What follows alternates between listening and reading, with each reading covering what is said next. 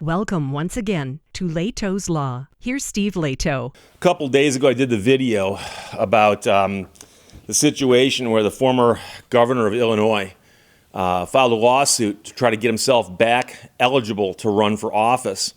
And I pointed out that the opinion written by the judge tossing his lawsuit was one of the most scathing opinions I've ever seen. And it included a quote from Dr. Seuss.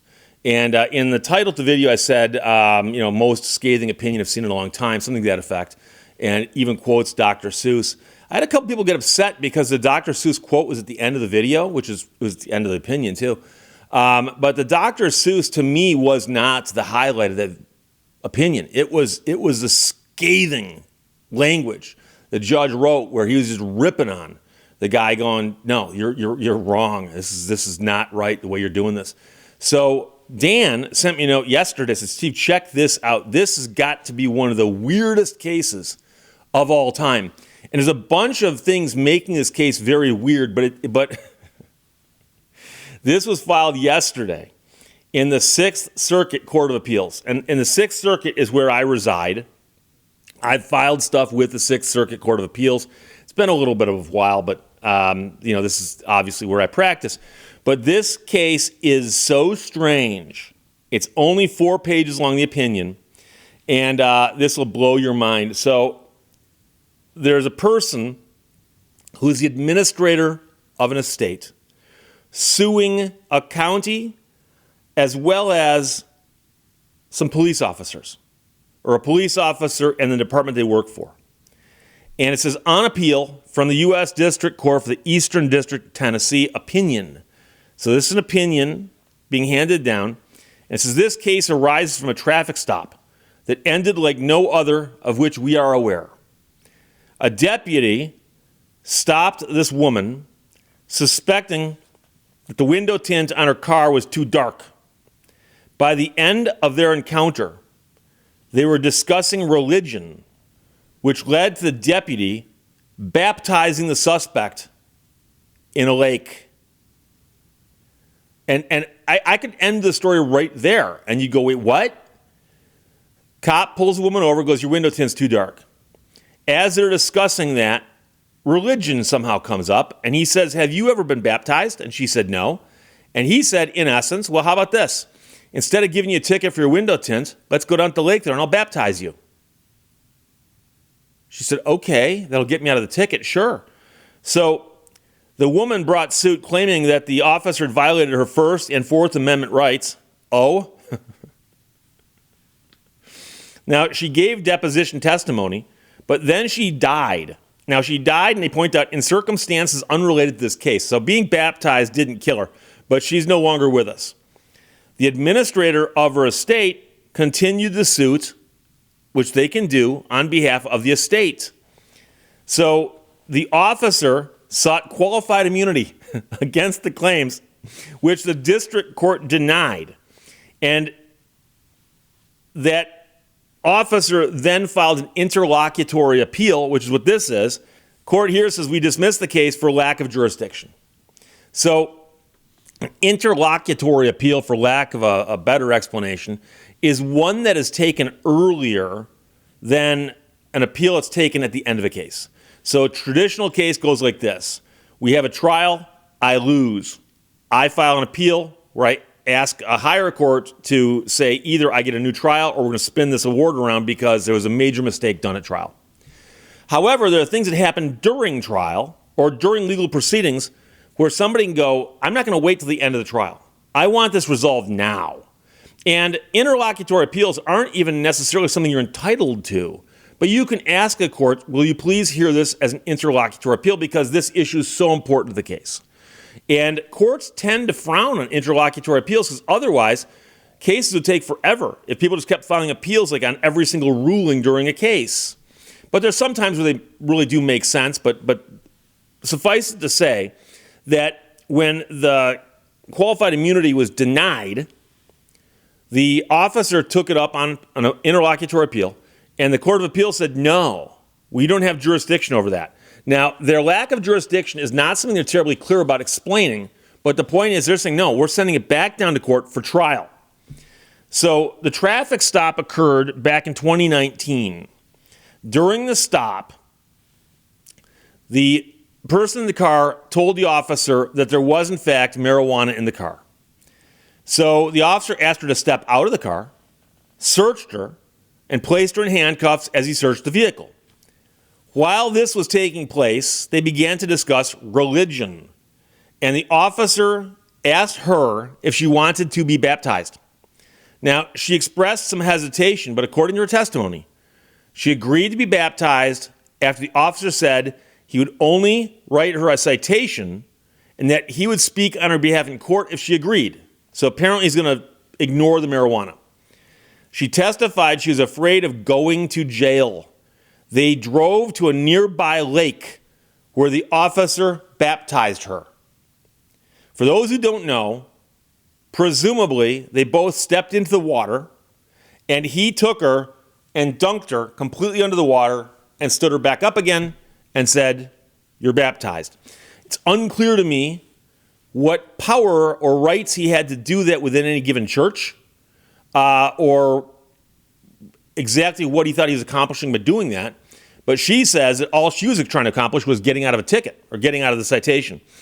So the woman then sued the man and others under 42 U.S.C. 1983, alleging, among other things, that baptism violated her First Amendment Establishment Clause, which is a religious clause, to be free from religious coercion, and her Fourth Amendment right against unreasonable seizures, because she says that he took me down to the lake and baptized me, in essence, against my will. She's been coerced to do that. Now, the officer eventually moved for summary judgment on the grounds that because he did not violate any of her clearly established constitutional rights, qualified immunity insulated him from the 1983 claim. After she passed away, the administrator of her state was substituted as a real party in interest. The district court denied the motion as to those constitutional claims, finding that genuine fact disputes existed as to whether or not the officer violated her First and Fourth Amendment rights. So the man now appeals the district court's denial of qualified immunity from the unreasonable seizure and First Amendment claims. I've talked about this now twice recently, that if you've got a case where there are no factual disputes and that is called to the court's attention, the court can dismiss the claim or rule in favor of whoever's going to win on that, and so on. And so here, this court is saying there are factual disputes, which means this needs to go to a jury. Now, the court here says we ordinarily lack jurisdiction over appeals challenging the denial of summary judgment. We can hear interlocutory appeals of summary judgment orders denying qualified immunity. And then they get into a long discussion about what that means and what they can and cannot hear. And they finally come to the conclusion that the woman's claims are going to proceed. Now, it says here at bottom, the district court, considering the available record, concluded that genuine fact disputes existed as to whether or not the officer seized or coerced the driver through the baptism. The officer, by depicting the facts differently on appeal, disputes the district court's factual determinations for his qualified immunity defense, which are the exact disputes of material fact that the district court relied upon in denying the motion. Now, I'll grant you that this is actually a little bit of a confusing case, but the entire opinion is only 4 pages long. Okay, so it's a very short opinion from a court of appeals. But what the court appears to be saying is that there are factual disputes that must be resolved at the trial court level simply to determine what happened here. And it's possible that if the plaintiff proves their case the way they're pitching it and the way they say it happened, then qualified immunity would not be the case. However, if the police officer's version of the facts is accepted by the jury or the court, and that winds up being how the court rules, then qualified immunity might apply. And so the court here on appeal is saying we cannot make that determination yet because there are unresolved factual disputes at the trial court level which directly address the applicability of qualified immunity. So it very well could be that after all the facts come in, all the testimony is given, that the court might say, okay, based on what's in front of me here, qualified immunity does apply. But as of right now, the court at the trial court level says no, it doesn't apply. And the Court of Appeals on the interlocutory appeal is likewise saying it does not apply. So again, I've had people say, Steve, why do you repeat facts? Because I find them entertaining, that's why. Woman's driving down the road with dark tint and apparently some marijuana in her car. Cop pulls her over. Says, your window tint's too dark. And somewhere along the line, she says, by the way, there is some marijuana in my car. He says, get out of the car, handcuffs her, searches the car, confirms that, yes, there's some marijuana in the car, and the window tint might be too dark. They start discussing religion, and it sounds like he brought it up. And then he says, have you been baptized? To which she apparently said, no, I have not been baptized. To which he said, tell you what, let me baptize you, and all I'll give you is a ticket for the window tint, but nothing for the marijuana. How's that sound? And I'll go to court for you if you want me to. I'll vouch for you. After all, you're a good church-going woman because you got baptized. I know, I was there. I did it. So she looks at this really strange situation from Let's Make a Deal and says, wait a second, I can get the marijuana and the window tint over here and go that route, or I can get just the window tint and a baptism over here. What's the baptism going to cost me? And it turns out that the testimony was the lake water is very, very cold. Very, very cold. But they drove to a nearby cold lake where he baptized her and said, okay, here's the ticket for the window tint. Now, tell me that's not the strangest case you've heard of in a long, long time. And by the way, I will admit, this is not the worst thing I've ever heard an officer do where they claimed qualified immunity. Because we've heard about all kinds of stuff, them stealing stuff, them hurting people. I'm talking about putting them in the hospital. And don't get me wrong, I wouldn't want to get baptized against my will either. But presumably once she dried off, she was probably okay, but there may have been some emotional aspect to this as well. But this is a really, really weird case. So Dan, because you sent it to me, it's now your job to follow this case and see if it ever gets resolved.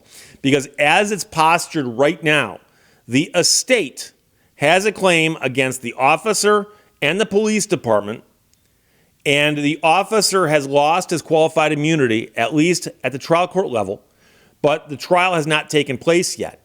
Unfortunately, the woman who was involved in the case has passed away, but luckily she gave her testimony. So they can proceed with the case. It's simply her estate pursuing the claims. Another story altogether. So Dan, if you see an update, please pass it along. If I see the update, I'll pass it along as well. But this is one of the weirdest cases I've read in a long, long time. And it's called Bailey White versus Hamilton County. And it was literally filed yesterday from the U.S. Court of Appeals for the 6th Circuit. Questions or comments, put them below. Let's talk to you later. Bye-bye. Thank you for watching Lehto's Law. Sometimes all you need is a great friend and a tank of gas.